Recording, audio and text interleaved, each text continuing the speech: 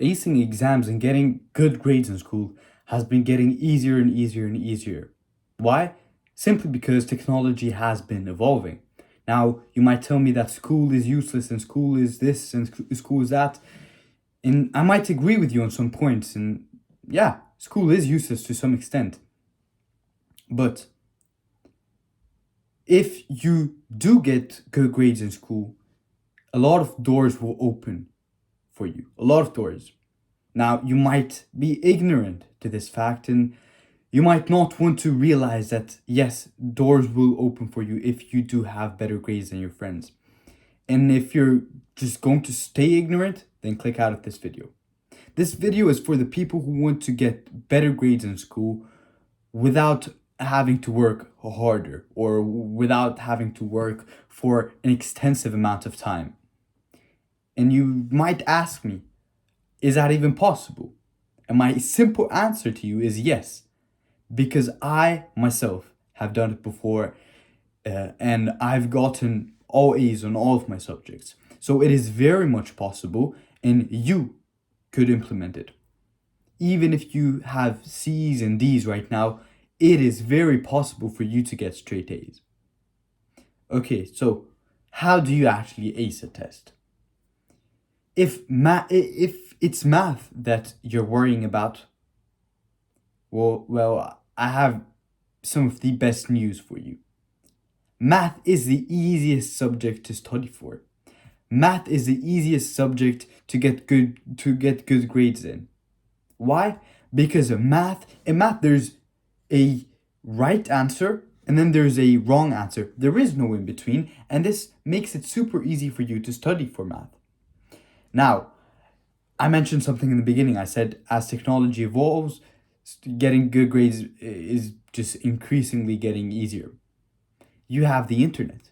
You have this phone that you're watching me on. You have this computer that you're watching me on. Open Google and look at some old tests related to the math topic that you're studying. Okay, let's say you're studying, I don't know, calculus 1, okay? And you're just starting with, let's say, integrals. Just type calculus 1 integrals tests or mock exams or whatever you want. Or you could even watch lectures online, and that may be helpful if your teacher is a bad teacher. Now, let me get back to my original point. How do you get good grades or how do you ace tests without studying for an extensive amount of time? Well, as you've probably heard before, mathematicians are lazy. Successful people are lazy. And Bill Gates, he has this quote. I don't remember it, specifically, but he just said something along the lines of, I'd rather hire a lazy person because he knows how to get things done in the easiest and fastest way possible. And it is very much true. Successful people are lazy. They're not lazy in the actual sense of the word. They just find shortcuts. And I'm not saying that you should go out there and cheat. That's not the shortcut. I mean ethical, legal shortcuts. And that's what makes a genius a genius. A genius is a person who could do something at a much faster rate than a normal person could do it.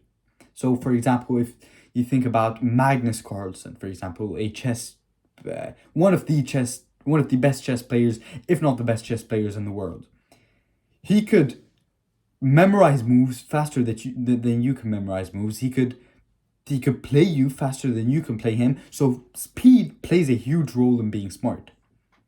And how do you actually get faster? How do you get lazy at math or in any other subject? The simple answer is that you need to study smart and not hard. Don't sit there and study for hours on end and trying to memorize all these things because you're probably not doing anything, okay? What you need to do is cut off all the bullshit and get straight to it, okay? So, for example, I can't study for more than an hour and a half, straight without taking a break. Even if I took a break, 2 hours is my max, okay? If I study for 2 hours, I don't study after that for a couple of hours just because my brain is exhausted. Why? Because I'm doing the hardest things. If I'm trying to solve something, okay, if I'm trying to study for a test, I solve the hardest problems for the test. Okay, I don't go out there and waste my time on simple, easy problems. Now, if you're a beginner, okay, if you don't really know how to solve harder problems, of course, you should start with the easier problems. But after you've gotten through that stage, it's simply a waste of time for you to sit there and waste your time on simple and easy problems that you already know the answer to, or you don't know the answer to, but you already know the way to solve them. So you're just wasting your time, and you're creating this sense of doubt between you and yourself. Okay? The more you repeat something that you know, you start feeling okay, you start just telling yourself that you don't know this, and that's why you're repeating it. And it creates this doubt, and the doubt could just play a huge role in making you fail. So study the hardest problems, okay? Use your brain power to its maximum capacity on the hardest possible problems.